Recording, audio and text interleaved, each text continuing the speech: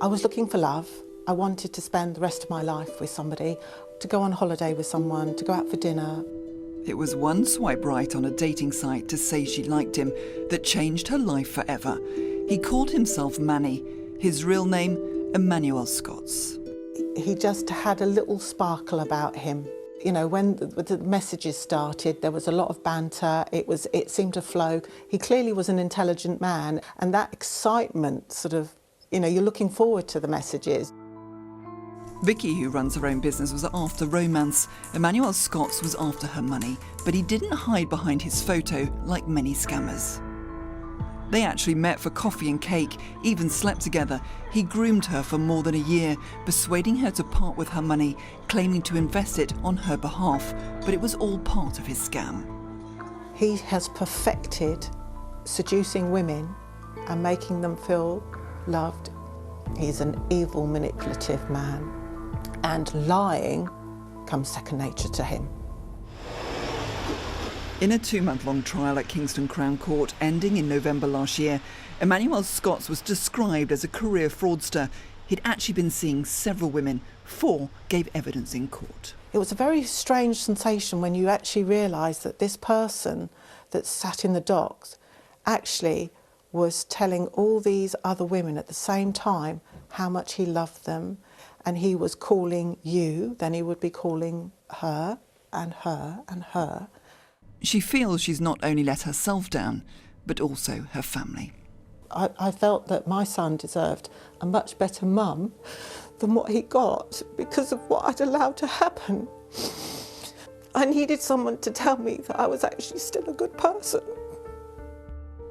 Figures for last year show there are more men than women who are victims. In our region, there were 761 reports of romance fraud, with victims losing a total of £8.5 million. Essex police alone had 191 reports, with victims losing a total of £1.6 million. It's very hard to detect. We recognise that we can't arrest our way out of this, and that the way forward is through prevention and awareness.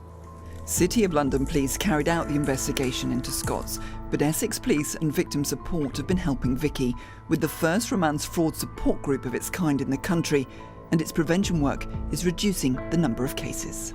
It is very similar to the impact that domestic abuse can have, in so much that you're groomed, emotions are involved. There's a lot to romance fraud and the impact it has. I'm struggling to pay the bills. I can't put food on the table, and I'm asking my daughters to help me out.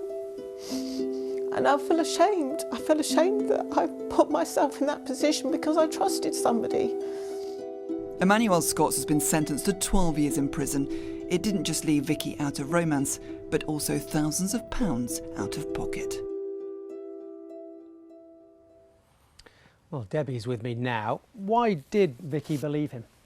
Do you know what? She's intelligent. She runs her own business. She did her own checks on Emmanuel Scots, and she met him. You know, he was the man that was in the profile photo, but of course he wasn't there for romance.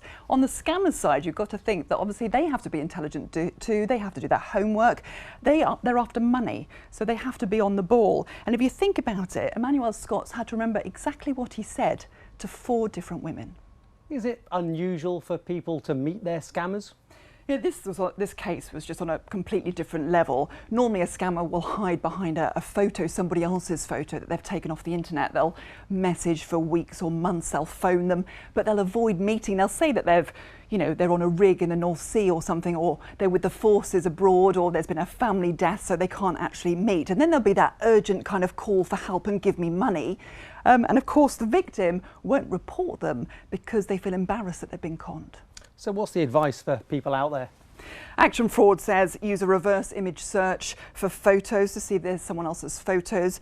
Be very suspicious of people asking for money, and also talk to friends and family to get advice because they're not emotionally involved. So if you are a victim, then of course contact your bank and also Action Fraud. Okay, Debbie, thank you.